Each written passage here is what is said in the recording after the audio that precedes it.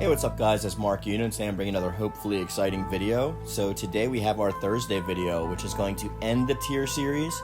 And today's tier list is going to be based on the modes in all of the Soul Calibur games up to this point. I'm not actually going to be using the tier list maker because there was no modes thing, so instead of actually creating one, we're just going to go off of ranking here and give a little bit of my thoughts and opinions on each mode. So just to start off, we're going to go over the modes that have appeared in Soul Calibur thus far. Starting with Chronicles of the Sword, then Exhibition Mode, Libra of Soul, Museum, Quick Battle, Quick Play, Soul Arena, Soul Chronicle, Tales of Souls, The Gauntlet, Tower of Souls, Weapon Gallery, and Weapon Master. I'm not including story modes, as they are pretty much supposed to be a staple, and anything other than that point. So we are going to start, I guess, from the top and work our way down.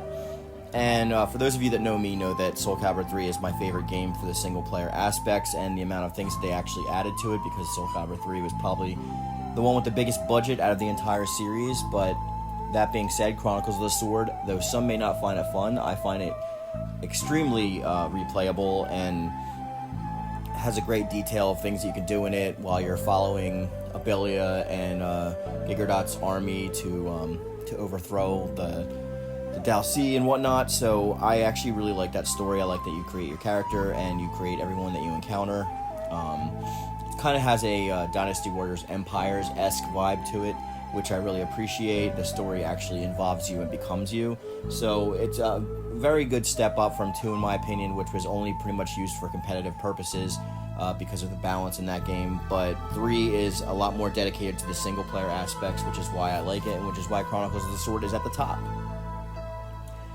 Next, number 2, this is actually going to take...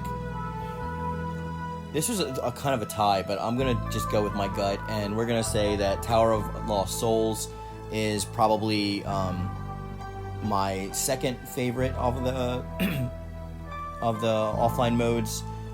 And I don't know what it was of Tower of Souls from 4, but I mean, it replaced the Weapon Master mode from Soul Calibur 2. And it also kind of took over for Chronicles of the Sword, but it says here the mode was to meet special conditions to reach the top of the tower, obviously with treasure chests on each level. So we already know about all of that, but I just think it was fun from going up and doing the different, like, when they had like the slippery floors or like the different contingencies for every level. I thought that was a really fun aspect of it, and a good, you know, break from the monotony of just like doing the normal stuff on the game.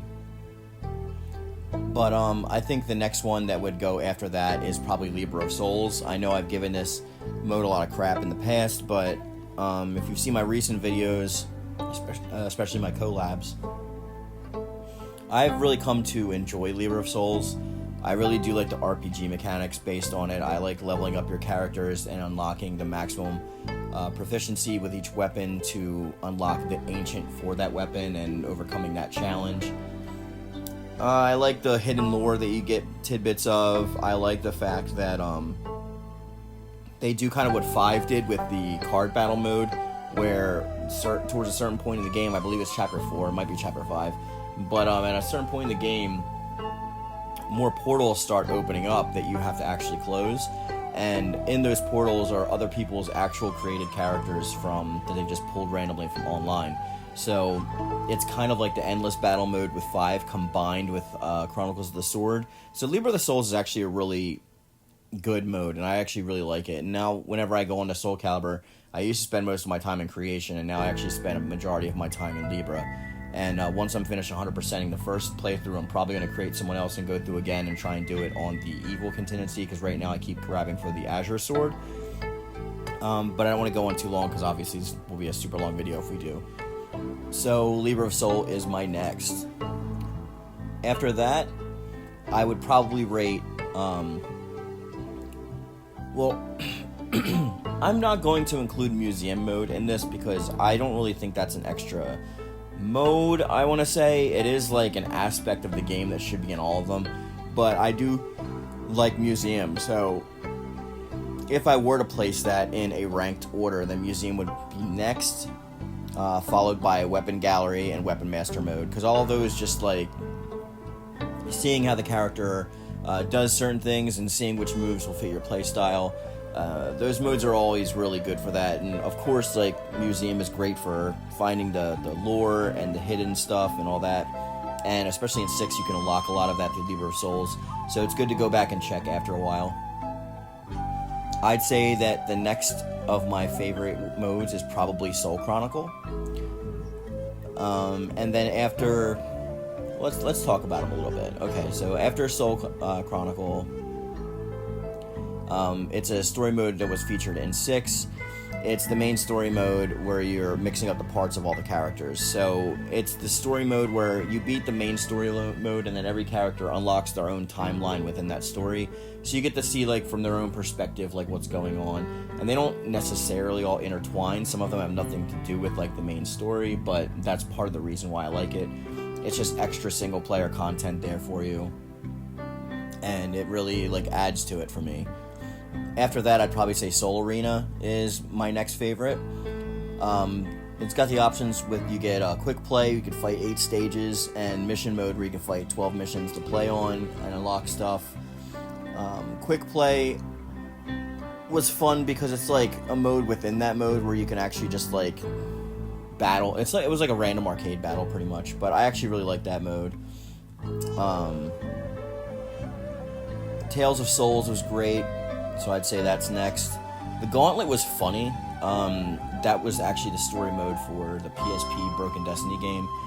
I like it because it's fun. I'm not necessarily like a fan of it because they went against the whole lore thing and they kind of broke away from the quote-unquote canon of the game.